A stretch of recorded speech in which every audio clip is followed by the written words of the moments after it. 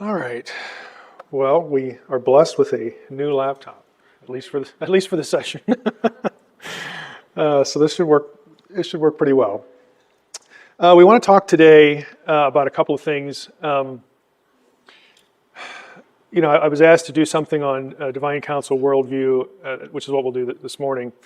And then the second session, we want to do something on spiritual warfare. And that's where we'll get into the different rebellions. There's actually 3 rebellions that are both supernatural and human that extend from something that goes on in the first 11 chapters of Genesis, which again is kind of new for people to hear, but when we get to that point, I'll explain why, because that is the Old Testament route to what we think of as spiritual warfare. So that's where I had to land. I mean, there's lots of different things that we could have talked about today, but that's where we're going to be going, where we're going to be heading, and then we'll have some sort of Q&A afterwards. The schedule's adaptable. But today I want to talk about, as we launch into this, what is the divine counsel? Because I'm sort of known for 2 things, and a lot of my work is oriented by 2 broad things, and that is I call them the divine counsel worldview, and the second one is the Deuteronomy 32 worldview, which is a subset of the first one. So the Deuteronomy 32 thing is where we'll be spending most of our time in the second session, and of course, the first one is this session. So what is it, and why should we care? And this is going to be a real broad strokes overview. What I'm going to say here, I know will generate a lot of questions. Trust me, I'm used to that. That's a good thing. It's fine.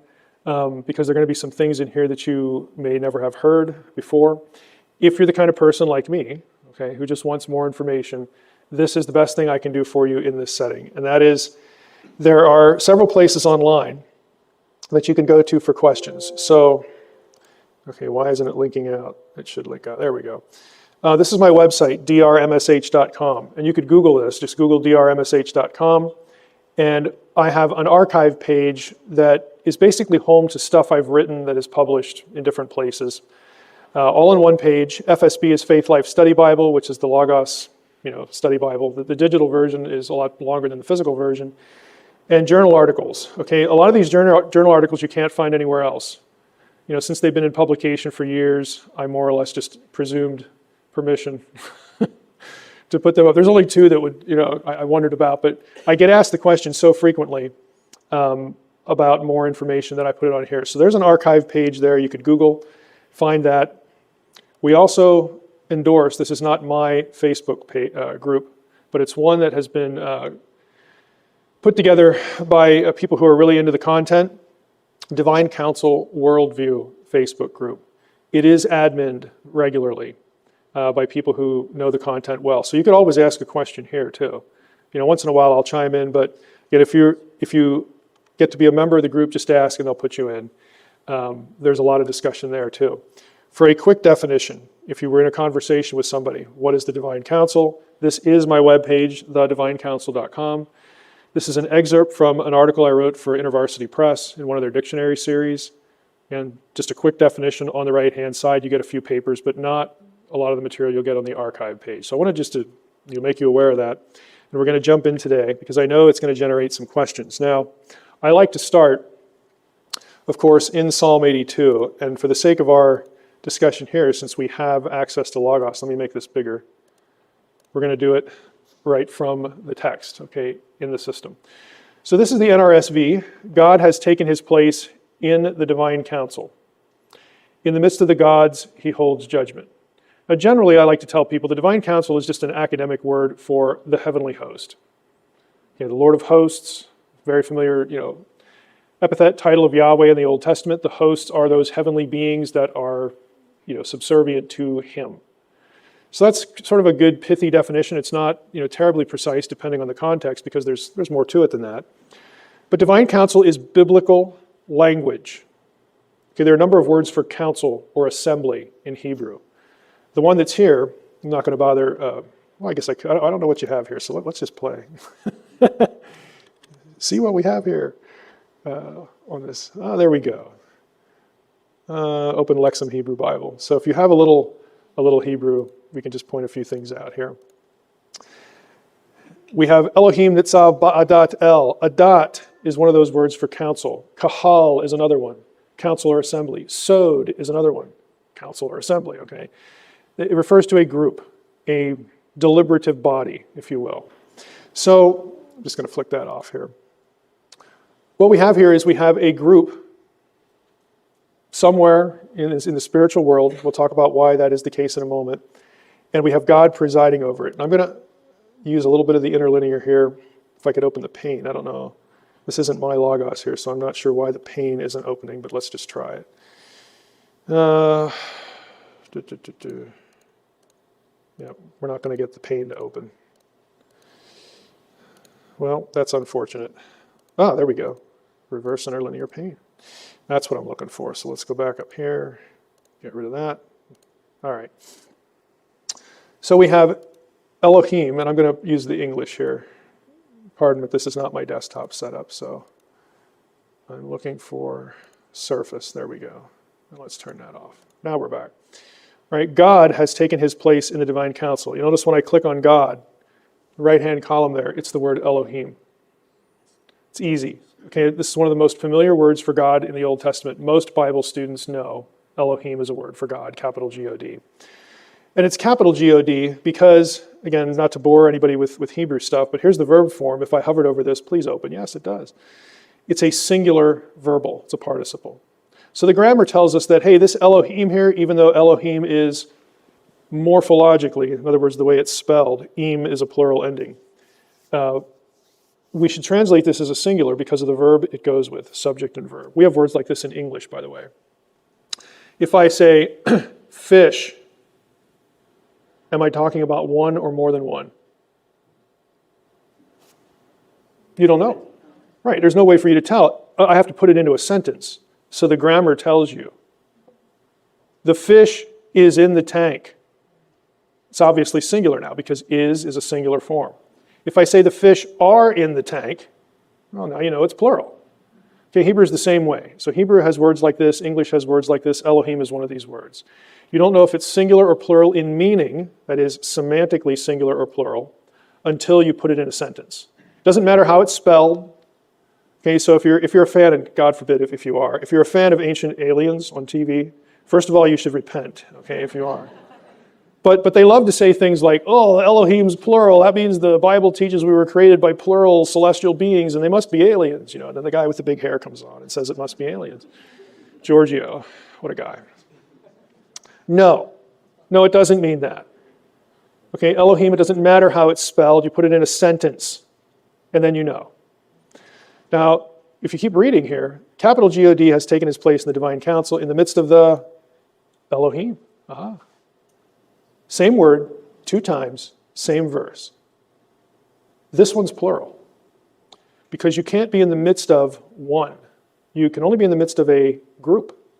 Well, what about the Trinity, Mike? Trust me, you don't want the Trinity here because in verses 2 through 5, the big G God is taking the little g gods to task because they are corrupt. Okay, the Trinity is not in view here. Otherwise, we have serious theological problems. Like, you know, the rest of the members of the Trinity are hopelessly corrupt and evil. No, we don't have that here. What we have is one Elohim presiding over a council of other Elohim. Now, as I relate in my book, Unseen Realm, this was a watershed moment for me because I was at the University of Wisconsin. I'm in a doctoral program in Hebrew and Semitic studies. I am not a newbie to the Bible. I have 2 master's degrees at this point. I have taught for 5 years. I've taught 20 different courses in Bible. And I'm having a conversation with a guy before church. And I don't remember what the conversation was about, but I'll never forget the way it ended because it was life-changing. He had his Hebrew Bible with him. He had it open to Psalm 82, and he said, you need to read this in Hebrew. So I did. It's not complicated. And I don't remember a word of the sermon that morning because I looked at that and I thought, that sounds like a pantheon. That sounds like we'd get with Greece and Rome and Thor, or not Thor, but Zeus. And, well, Thor in the Nordic religion, they have their pantheon too. But so I didn't really know what to do with it. And we're going to talk about what to do with it a little bit today. Because I had, fortunately, a second thought. And that was, okay, that looks like a pantheon, but I'll bet, odds are that Jesus knew that verse. And of course, I found out later he did because he quotes it in John chapter 10, quotes Psalm 82:6. And I'll bet Paul knew that verse. I'll bet the New Testament writers knew it. And somehow the theology they so clearly articulate in their own writings is not messed up by Psalm 82. How does that work? So that was the journey I went on. I want to show you a few other things here. Let's just go back to that slide. And I'm going to flip back here. One other thing to show you before we move on. So this is the first verse. Verses 2 through 5, like I said, God is excoriating the gods and telling them how they're failures and so on and so forth. And you get down to verse 6. I say, again, grammatically, syntactically, structurally, this is the capital G gods speaking to the other gods. I say, you, let's click on you. That is a plural pronoun, so he's speaking to a group. You are gods. Elohim, there it is again, all of you. Children, see if I have to resize this. Oh, I don't, good. So this is B'nai, okay, plural. B'nai Elyon. Elyon is the Hebrew word for Most High. You are the children of the Most High. You Elohim, that I'm really mad at, are the children of the Most High. And there's only one Most High to a biblical writer. Again, this isn't rocket science. And that's the God of Israel. It's the God of the Bible. So these are sons of God, sons of Elohim, sons of Elyon, sons of the Most High, sons of God. It's the same thing, all right? So we have sons of God in a council who are called Elohim, and in this particular psalm, they're getting raked over the coals by the Lord of the council, by God himself. And he pronounces judgment. You're gods, children of the Most High, all of you. Nevertheless, you're going to die like mortals. Okay, you're going to die like Adam, humankind. Now, if they were humans, would that make any sense? Hey, you humans out there, you're going to die like humans do. Well, duh. Ooh, we didn't know that before. If that's like your verdict, like we came into the meeting, knowing we were going to die. It doesn't make any sense if they're humans. Why am I bringing it up? Because when I went out to look for help on Psalm 82, and my first reflex as an evangelical person, I went to evangelical commentators.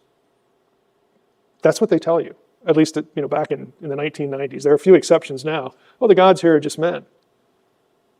Nothing to worry about here. We don't have polytheism here. The gods are just men. Really? I was not in a good mood when I ran into that, because I knew that was just ridiculous. And then at the end of the psalm, the psalmist breaks in here. Let's just inch it up here. And says, "Rise up, O God, judge the earth, for all the nations belong to you." So somehow, God is, all the nations belong to him, but the psalmist wants God to take action and make this so or act like it or whatever. And there's a reason for that. We're going to hit that in the second session.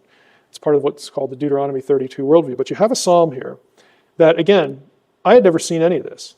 And so, how in the world could I get to a doctoral program and never have seen this, never been, confronted with it or, had to deal with it?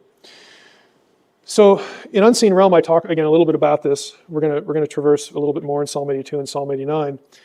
But what I had to come to grips with is, very basically, we've got a couple things here. We've got God, one Elohim, judging other Elohim. The other Elohim are sons of God, sons of the Most High, and they're being sentenced to die like humans. So it looks like a pantheon. It looks like there's a lead deity that's picking on a few other ones because they're failures or something, okay? And I didn't know what to do with that because I was always trained, naturally, to think that the other gods were not real.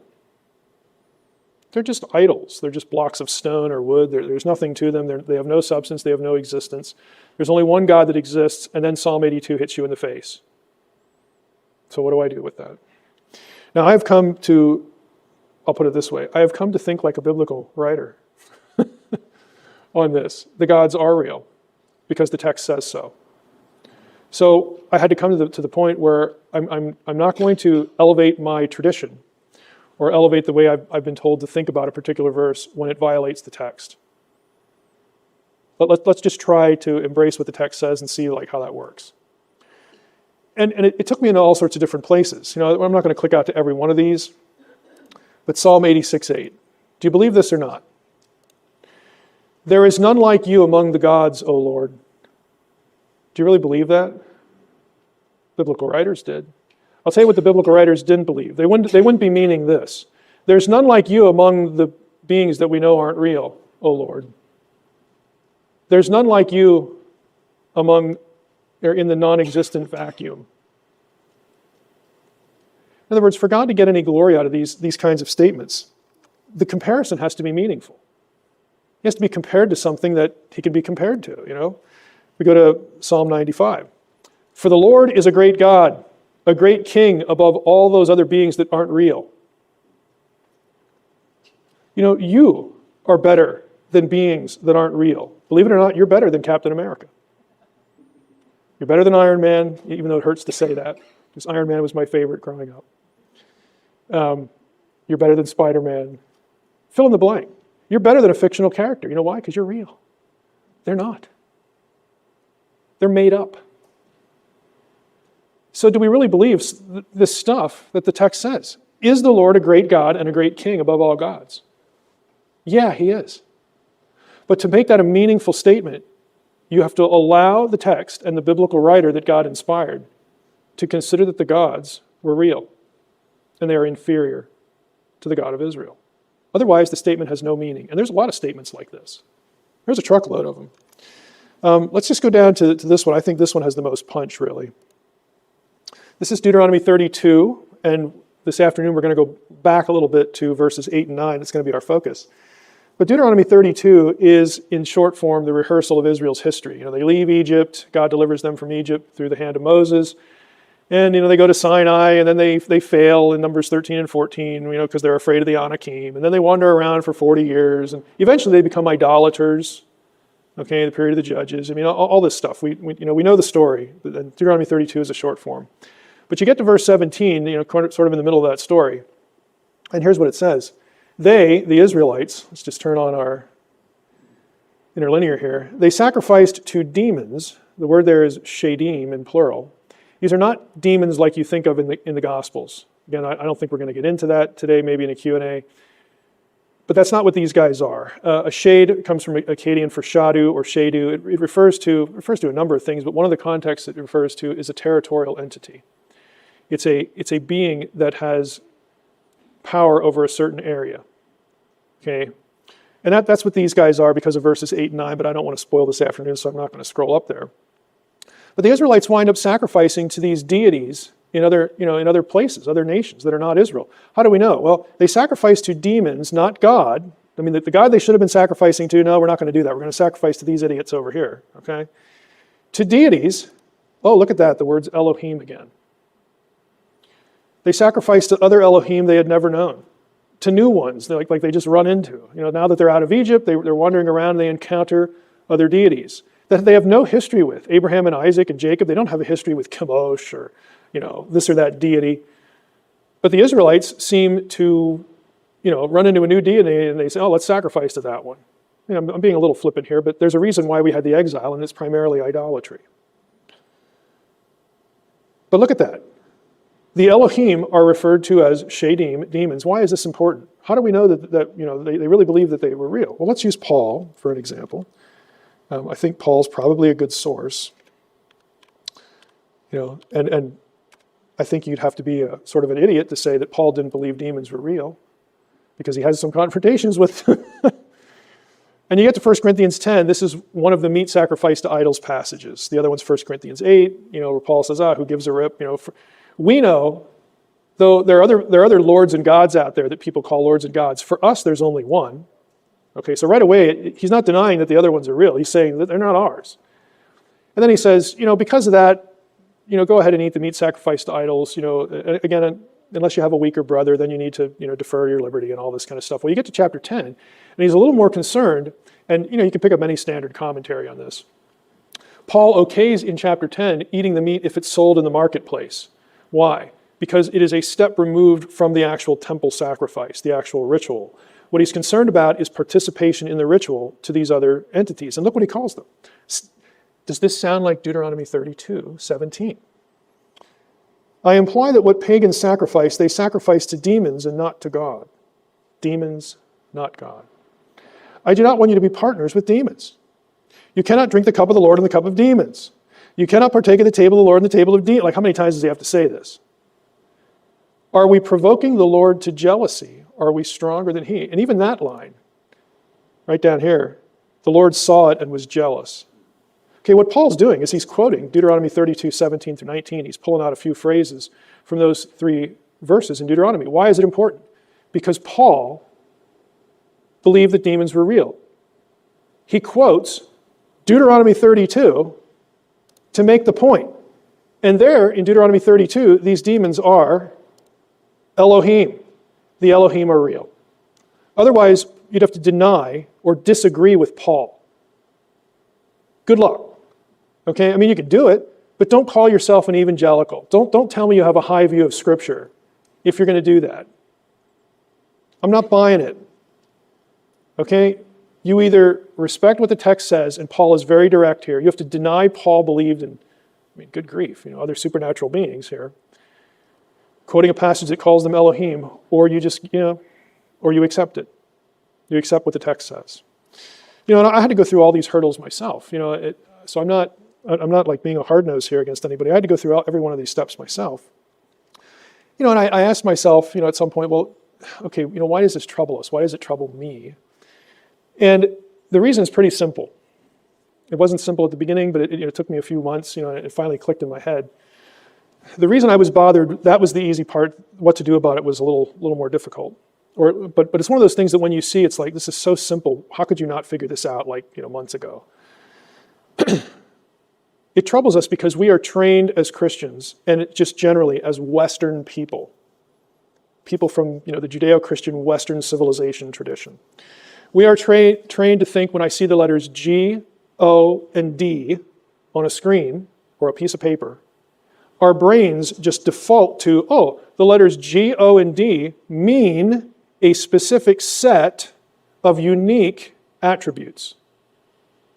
G-O-D means eternality, omniscience, omnipotence, omnipresence, creatorship, sovereignty. We think that those attributes come from the letters G, O, and D, that they are inseparably related, because that's how we're taught. There's only one G-O-D, and so therefore if there's only one, then it must point to these attributes. Now the big problem is that the biblical writers did not think that way about the word Elohim. And if you're paying attention, you already know why. Because they use Elohim as a term of things that are not the God of Israel. If Elohim meant to them a list of attributes that are unique, they would never use the word of something else other than the God of Israel. That would be a theological contradiction if the word itself meant those things. But they don't do that. So what's an Elohim? Well, the God of Israel, we saw that, Psalm 82. Council members, who are, again, lesser than the big G God, they're called Elohim. Gods of the nations, we didn't click out to this one, but this is a list it mentions 3 deities, Astarte, Chemosh, trying to remember the third one. There's a few deities mentioned there, and they're all called Elohim. Even the goddesses, by the way, are called Elohim. Like the biblical writers don't use the feminine form of the lemma, even for goddesses. Everything's an Elohim. Really? So Astarte is ontologically, attributionally equal to the God of Israel? No biblical writer is going to think that. And in fact, it's impossible because you can only have one uncreated being. You can only have one eternal creator of everything else. By using the word Elohim, they're not saying that these other deities are the essential equal of the God of Israel. They're not saying that because they're not thinking in terms of attributes. How about the Shadim, demons? Okay, no, they're not on par with the God of Israel. But they're called Elohim, Mike? Yeah, I know. The problem isn't that they're called Elohim. The problem is that you're thinking when you see G-O-D, it's talking about a list of attributes. It's not. And this is the adjustment that you have to make. I like the last one, 1 Samuel 28:13, because I think it's the most vivid, again, kind of funny, kind of absurd, illustration. But this is the medium at Endor, also known as the Witch of Endor. It's toward the end of, what's going to be the end of Saul's life. And so Saul has been forsaken by God. He's anointed, Samuel anointed David. By this point, Samuel's dead. He has died before you hit 1 Samuel 28. I don't know what chapter it is, but he's dead and buried. And so Saul has nobody to talk to. God will not hear his prayers. He can't go to Samuel and say, I'm sorry, or what should I do? He's alone. And so he decides, I really need to talk to Samuel. So he finds this woman. Okay, let's go up to verse 9. He finds the woman, the medium at Endor. And in Hebrew, she's referred to as the Baalat Ov, or Ovot, the mistress of the spirits. The woman said to him, surely you know. She doesn't know it's Saul yet. She's having a conversation with this guy. Surely you know what Saul has done, how he has cut off the mediums and the wizards from the land. Why then are you laying a snare for my life to bring about my death? You're trying to entrap me.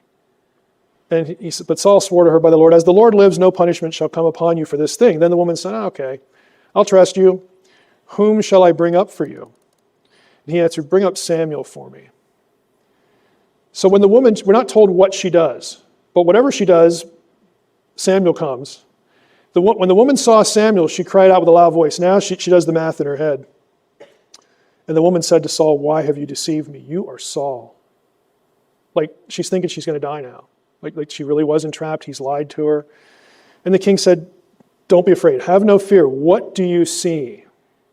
And the woman said to Saul, I see a divine being coming up. Well, let's see what that is.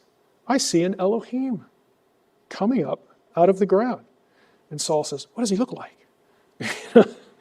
And she describes him, an old man wrapped in a robe. And Saul knew it was Samuel, and he bowed his face to the ground and did obeisance. And then they have a conversation. And we know this is Samuel because the content of their conversation is stuff that Samuel said earlier to and about Saul in the book of 1 Samuel. And basically Samuel's like, sorry, but like the stuff I said earlier isn't going to change. You're doomed. The Lord has rejected you, so see you later. Basically he leaves him without hope. But the point here is that the members of the disembodied realm of the dead are called Elohim. No biblical writer, I would say frankly, no Israelite with half an ounce of sense would think, oh, my deceased grandfather, my deceased aunt, my deceased child is on an ontological par. They're equal to the God of Israel. It's ridiculous. But they're both called Elohim.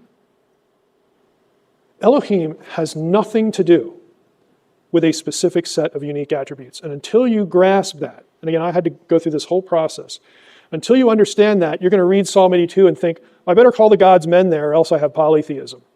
And that's where all of the commentators land, if they're evangelical anyway. At least, again, back in the 90s. I haven't checked every commentary that's come out since then, but it's very frustrating. They'll mention divine council stuff and Israelite religion, but these are the Jewish elders, that's the judges of Israel, it's the authorities that Israel had, and they're just men, so don't worry about it.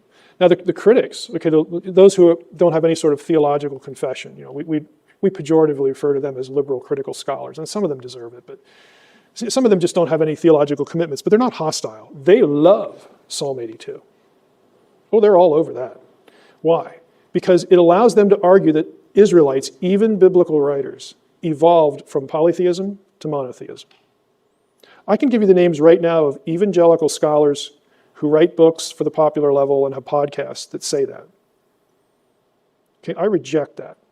Because what they're doing is they're playing with a wrong definition of Elohim. Honestly, they've not thought very deeply about it. No biblical writer is going to think that all these Elohim are on the same level. And that's what you need for polytheism. You essentially need interchangeable deities. Yes, they can have different attributes, but there's no reason why some or a small group aren't essentially interchangeable. All the polytheistic systems have this. You have sort of a core group, that they can battle it out, and one has wins over this one on any given day or any given arrangement. That is not what you have in the Hebrew Bible. No biblical writer is going to think that Yahweh could be displaced or replaced even for a millisecond. How do we know that? Well, because the biblical writers do describe Yahweh of Israel as omnipotent, as all-knowing, as eternal, as creator, as sovereign. It's just that those attributes and those descriptions don't come from a single word, Elohim. They come from lots of passages where those things are said and described, and they are specifically denied to all other Elohim. A biblical writer would believe there's lots of Elohim. Spiritual world's full of Elohim. It's an active, animate spiritual world. Lots of Elohim floating around up there. But none of them are Yahweh. Yahweh is an Elohim, but none of them are him. That's what they believe. And as soon as you realize that, Psalm 82 is no longer a problem. When you think about that, it's like, well, how simple is that? I mean, all I had to do was look, and it's boring, trust me, just to look up a few thousand occurrences of Elohim. If you're having trouble sleeping, this is my insomnia, cure. Do the kinds of things that I did or that you have to do in grad school. But you soon quickly realize that they're using this term with some elasticity here. And that's the key. That's the key. We don't have polytheism, we don't have henotheism, because even henotheism is the idea that there's a bunch of gods and one's just better than all the others. And that sounds more biblical, but the problem is in henotheistic systems, the lead god can be displaced through whatever circumstance, a battle, or he fails over here, and, it didn't rain for 2 years, you're out of here, we're going to worship somebody else. The biblical writers are not thinking in those modes. Now, the average Israelite might be. You have to realize the average Israelite doesn't have a Bible. There is no printed Bible. The average Israelite, anything they know theologically, they're going to get it from 3 places. They're going to get it from a priest, their parents, and maybe a prophet if they get to hear one. Okay? Nobody can look stuff up. Nobody has a systematic repository of truth in the biblical period. It doesn't exist. So the average Israelite, who knows what they're believing? But the people that wrote the scriptures, again, under inspiration, that are providentially prepared by God, okay, they do have the truth, and they record it and preserve it for posterity. We have to sort of put ourselves in the real world circumstance of what's going on here. So this is how you should look at Elohim. In the spiritual world, here's my primitive drawing of the spiritual world here. And by the way, I could go off on this drawing too, because I hope you realize, because I get questions about, well, are there different places in hell and different neighborhoods, and like the righteous go to Sheol? Does that mean they go to hell? Jesus descended, Apostles' Creed, descended to hell, which is a terrible translation of Hades, but that's what the Apostles' Creed has. Is it all one block and then different houses? The problem is, the spiritual world is a place that doesn't have height, depth, or width. It has no spatiality. It has no latitude or longitude. But we, as embodied beings that experience spatiality every moment of our lives, are forced to use the vocabulary of embodied physical existence for a place that doesn't have any of that stuff. So this is why we get descriptions like we do in the Bible of neighborhoods in the afterlife. Well, there's a good neighborhood, a bad. You don't want to go over here. You got to stay away from that one. And then if you're in the bad part of town, the bad part of the spiritual world, there are some places that are even worse than others. We're forced to talk about a placeless place or a non-spatial place with this vocabulary.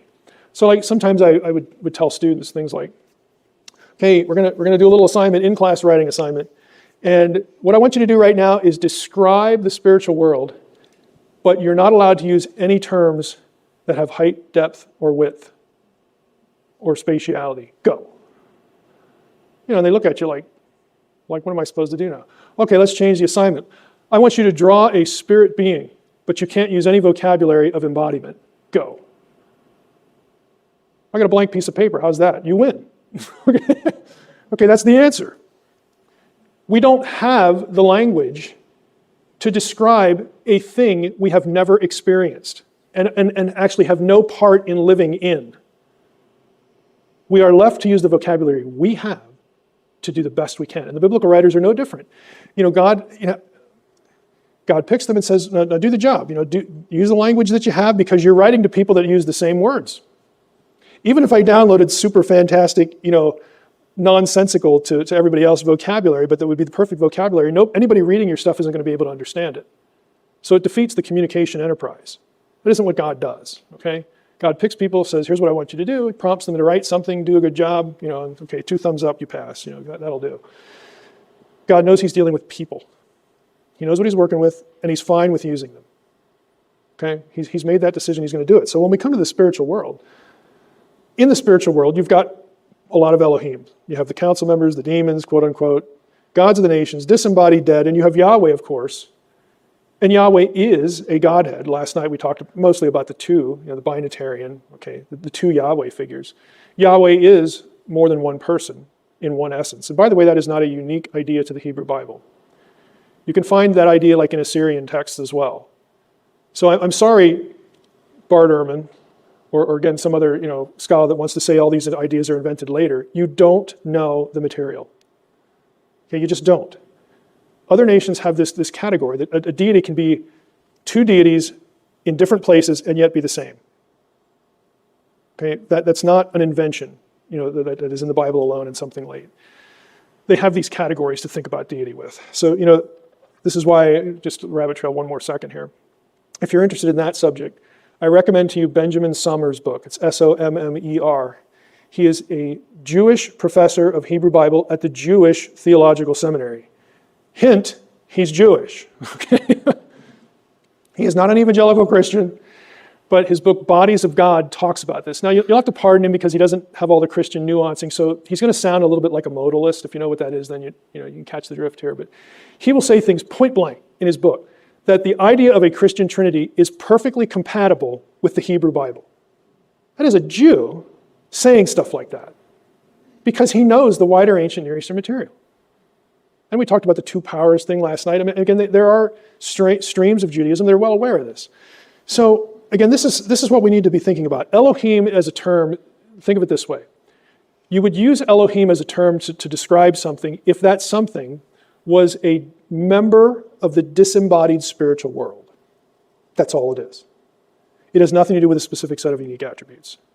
Yahweh is an Elohim. No other Elohim is Yahweh. That's their theology in a nutshell.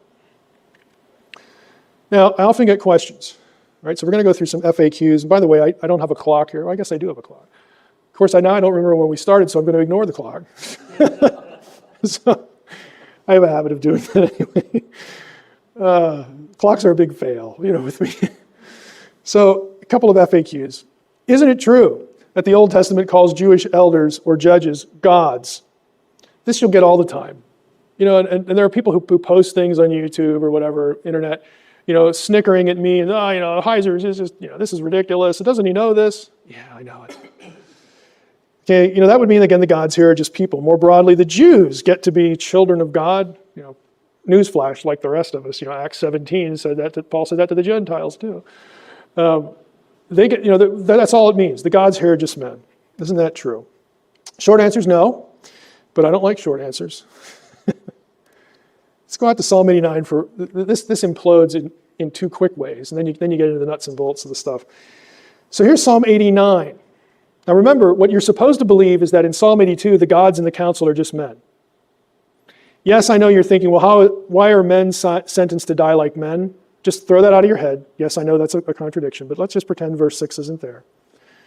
So here we have Psalm 89. Let the heavens praise your wonders, O Lord, your faithfulness in the assembly of the holy ones. We get some of that council language, that good, chunky goodness council language right there. For who in the skies can be compared to the Lord? Who among the heavenly beings is like the Lord? Well, that's heavenly beings. We have B'nai Elim. So it's not B'nai Elyon this time, it's B'nai Elim. So sons of God, which again, we have sons of God in Psalm 82. They're just called the sons of the Most High. And for the biblical writer, there is only one Most High. It's God, so they're sons of God. Who in the skies can be compared to the Lord? Who among the heavenly beings is like the Lord? A God feared in the council of the holy ones, great and awesome above all that are around him. You say, well, what's the point, Mike? Well, the point is that Psalm 89 has the same council language with sons of God, just like Psalm 82 does, but it has one thing Psalm 82 doesn't. The council is in the skies.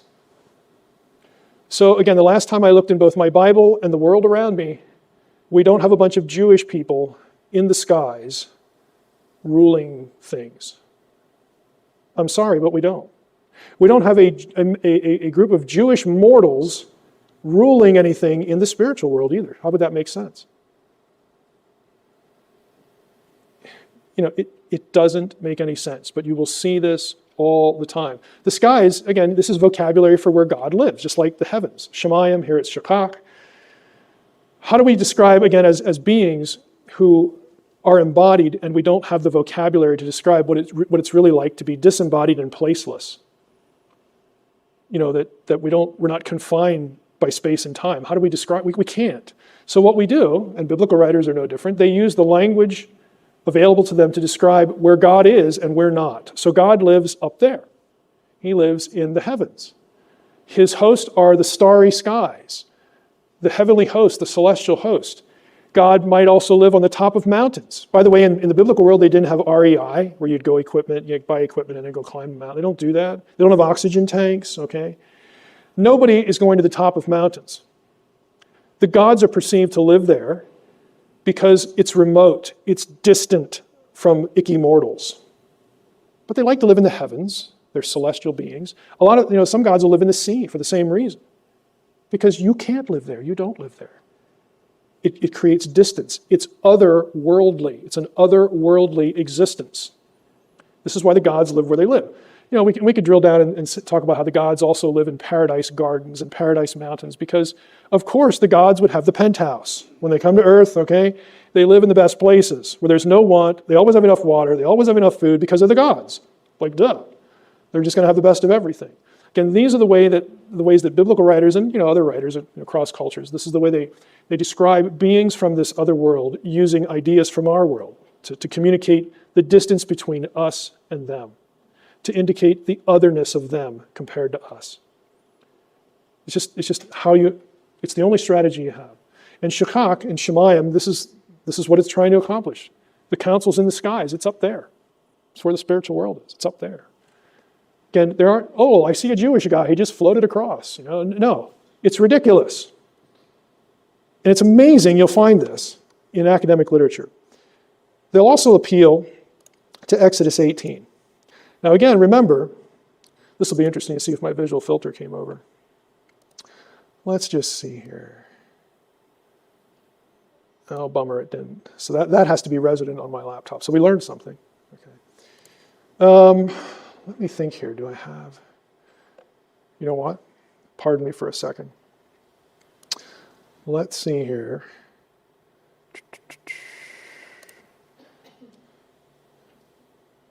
I'm going to make one just so that you can see it here. Let's make a visual filter. And I'm going to search. Let's just do it this way. Hopefully I won't mess it up here. So we got the lemma.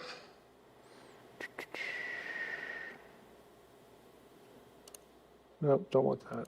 All right, let's try to do it this way then. See if that works. Okay, well, we'll take a whack at it. See if it works. Okay. Oh, it did. So now, I just made a visual filter for all of the places in, again, the translation here, that use the word Elohim. Now remember, what we're asked to believe is that the Elohim are just Israelite leaders and judges, and the people who make decisions for the community and whatnot. And people will go to Exodus 18 because this is the chapter where Moses, at the behest of Jethro, appoints judges, appoints help for Moses, because it's just too much for Moses to do. So let's take a little tour through Exodus 18 and see where Elohim occurs. There's Jethro, the priest of Midian, heard all that God, Elohim, had done for Moses. He hasn't heard what the Israelite judges did for Moses. Okay, crossing the Red Sea. It wasn't a bunch of traffic cops, okay, Jewish elders holding back the water. It was the God of Israel, capital G. We go down here, we're at the mountain of God. That's obvious, Sinai, we know who that Elohim is. Oh, here we have a lowercase one. I know that the Lord is greater than all gods, and it's the gods of the Egyptians that he just defeated. So we know who those deities are, the losers. So Moses' father-in-law brought a burnt offering and sacrificed to God. He's not sacrificing to other Jews. He's sacrificing to the God of heaven. They eat bread with Moses' father-in-law in the presence of God. They eat the sacrifice there, so on and so forth. The people, Moses explains to Jethro why all these people come to him with questions. They come to me to inquire of God. They're not coming to him to inquire of the Jewish judges or elders because they haven't even been named yet. So this is capital G. I make known unto them the statutes and instructions of big G God. Okay? Moses' father-in-law says, you shouldn't do this. It's just, it's too much work. Now listen to me. Verse 19. I'll give you counsel, and God be with you. You should represent the people before God, and you should bring their cases before God. Do that. Keep doing that. When they have a really hard question, you, Moses, take that question to the Lord. Okay? That's good. Teach them, all this stuff. But, verse 21, you should look also for able men among all the people, men who fear God. Doesn't say men who fear themselves, okay? Men who fear God are trustworthy and hate dishonest gain. Pick some men to help you out. Let them sit as judges. You notice that the word judges is not highlighted here because it's not the word Elohim. It doesn't say, let them sit as Elohim for the people. No. It doesn't say that. So if we want to turn on our interlinear, judges is shofatim, or the plural anyway, this plural verb form. Let's see here. Let them bring every important case to you. If you do this and God so commands you, then you'll be able to endure. This is good advice. And now we're at the end of the chapter. So does Exodus 18 teach that the Israelite judges are Elohim? No, it doesn't. And neither does any other passage. Now, if you want some of those other passages, because some of them are a little more interesting than others, go to the archive I showed you at the beginning of the session. drmsh.com, put in monotheism archive, you'll find the webpage. Look for the specific article on it's the one that talks about Elohim with a plural verb form, a plural predicator. You need to know a little Hebrew for that, but I think you could still get a lot out of it even if you don't. That's a published peer-reviewed journal article I wrote. This is a bankrupt position, but you will find it consistently in commentaries. You just will. And it's too bad, but you will. So no, the answer to that frequently asked question is no. I just showed you some of the reasons why. Another one, don't phrases like none besides me, none like me. God says there's none besides me, there's none like me. Don't they contradict this? Well, I would say those phrases, do not, but the argument goes the phrases can't be true. God can't really say there's none like me if there are other Elohim that exist. Now you already know the answer to this because Elohim itself as a term it's not about a specific set of attributes. So you actually already know the answer to this. But, in longer form, these statements are statements of incomparability. Now I'm going to save a little time here. I'll just summarize this rather than go out to all the passages. You remember Deuteronomy 32:17 when the Israelites sacrificed to Shadim, who are called Elohim right there in the verse, and then Paul quotes that verse to talk about demons. And obviously Paul thinks they're real. And so do I, and so should everyone else that has a high view of Scripture, to be perfectly blunt about it. That's in Deuteronomy 32. Now, in Deuteronomy 32, you have, around verse 39, you have one of these statements. There's none besides me. There's none like me. Wait a minute. We just saw that there were Elohim back in verse 17. My favorite illustration for this, though, is Deuteronomy 4:35. I'll show you that verse here, just so you know what it says. I should turn off the visual filter here, but in fact, I'm gonna, so it doesn't get in the way. Wrong button. There we go. So let's turn that off. To you it was shown so that you would acknowledge that the Lord is God. There is no other besides him. Okay, this is Deuteronomy 4:35. Now, in the next session, I'm going to do a little bit more with Deuteronomy, but if you track through Deuteronomy 4:19 and 20, the Israelites are forbidden from worshiping the host of heaven, whom the Lord has allotted to the other nations. So the worship of these other celestial things, okay, God says, I've basically sentenced the other nations to worship them, not you guys, not Israel. You keep reading through Deuteronomy and you get hit Deuteronomy 17. The host of heaven that we're not supposed to worship in Deuteronomy 4 are called Elohim in Deuteronomy 17, 1 through 3. You keep reading to Deuteronomy 29, 23 through 26. It uses the allotment language again of the host of heaven. This is why God judged the land, because they went off and worshiped the host of heaven who were not allotted to them. Then you hit Deuteronomy 32, verses 8 and 9, which will be the next session, and you have other sons of God appointed to the nations and the nations to them. And this is where we get the fragmentation of humanity, which is the basis for Old Testament spiritual warfare, which we'll talk about. Then you keep reading and you hit verse 17, and those beings that God punished the nations with, Israel winds up worshiping them. They worship the Shadim, these territorial entities that have control over these other nations. And Israel sins by worshiping. Deuteronomy has a whole theology, here's the point, of other Elohim. So that should tell you that when you run into, in chapter 4, verse 35, Deuteronomy 32, 39, that the writer's not, well, I know we've got all this theology back there, but I'm just going to deny it here. Or I know we have all this theology coming up, but I feel like I'm going to just throw a monkey wrench into the thing and I'm going to create a contradiction within the book I'm writing. Haha. Hope you figure that out. Okay, it's not a contradiction. These are statements of incomparability, and I think really easily the place to go for this is there are a couple of places where these denial phrases show up where denial of existence is not possible. Or you would probably be like an insane person, okay? So Isaiah 47. Let's just move this over here. We'll resize it. Make it a little bit bigger. Close that off. Now if we go up to verse 1, this is about Babylon, okay? So you keep reading down here, and you get to, let's see here. You say, I shall be mistress forever, so that you do not lay these things to heart or remember their end. Now therefore hear this, you lover of pleasures, who sit securely, who say in your heart, I am, and there is no one besides me. So the prophet is railing, and God through the prophet is railing against Babylon. And here's one of Babylon's claims. There's no one besides me. So are we really to read the same denial phrase that you're going to find elsewhere when God is comparing himself to other Elohim? If we're saying in those passages that there's none besides me means that there are no other gods that exist, well, I guess Babylon is claiming that there are no other cities on the planet. Again, what Babylonian priest, or slave or whatever is going to say, yeah, we're the only city in the world? It's not what they're saying. Babylon is saying, I'm the best. I am incomparable. I have no equal. It's not a statement of non-existence. It is a statement of incomparability. You get the same thing in Zephaniah 2, and this time it's Nineveh. This is the exultant city that lives securely and said in her heart, I am, and there is no one else. Well, Nineveh, you got a problem because Babylon thinks they're the only city that exists too. So you guys go fight it out. I mean, that's not what's being said. They're not statements of non-existence. They are statements of incomparability. The claim to be without equal. So no, we don't have a problem here. We don't have a contradiction here. Third frequently asked question. Why does God need a council? Isn't he omnipotent and omniscient? What could the council do that God can't? Of course, the short answer is he doesn't need a council. Of course not. For these very reasons. He is omnipotent. He is omniscient. God doesn't need a council for any of these things. Do we know? Do any analogies occur to us? Why does God need the church? The answer is, he doesn't. Why does God need you? Why does he need me? The short answer is, he doesn't. God could very well do everything he wants to do in the blink of an eye and be done with it.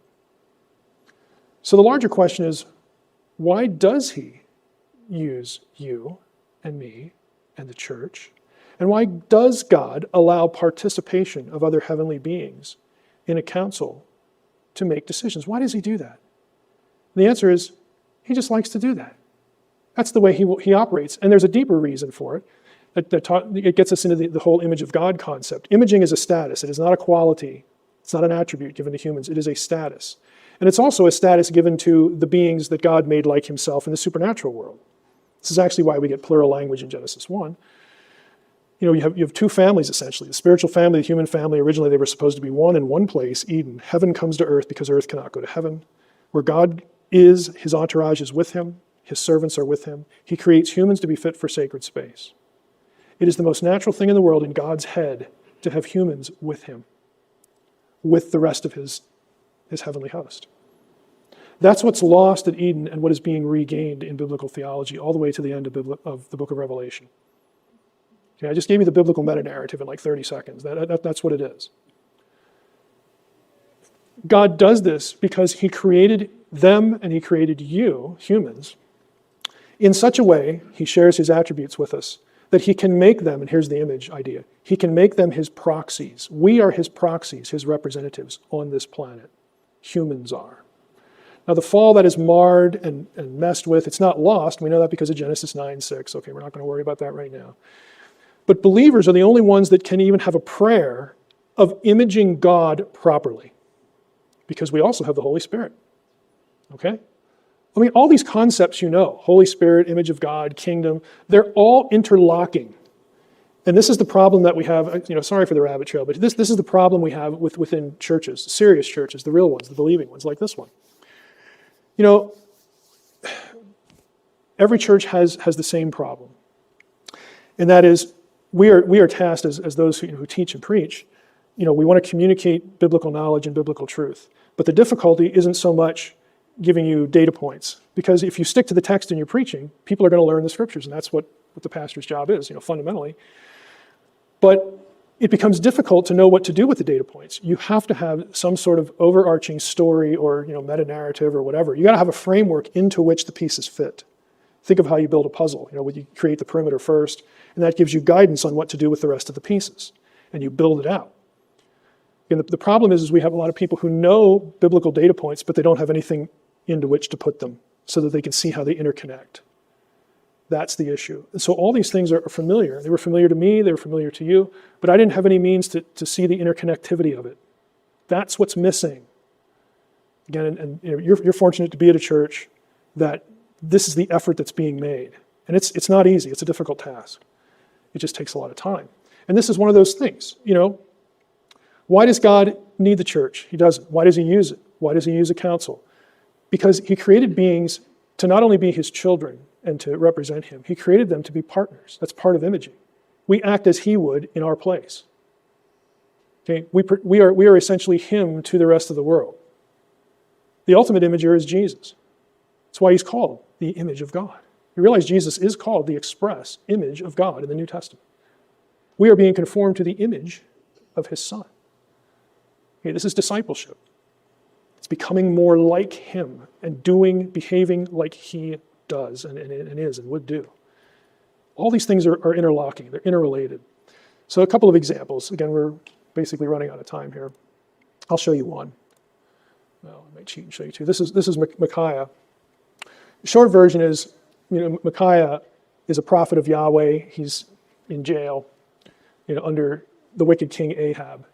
And Ahab wants Jehoshaphat in the south, the southern king, to partner with him in a battle. And so Jehoshaphat goes up and visits with him, to talk about this.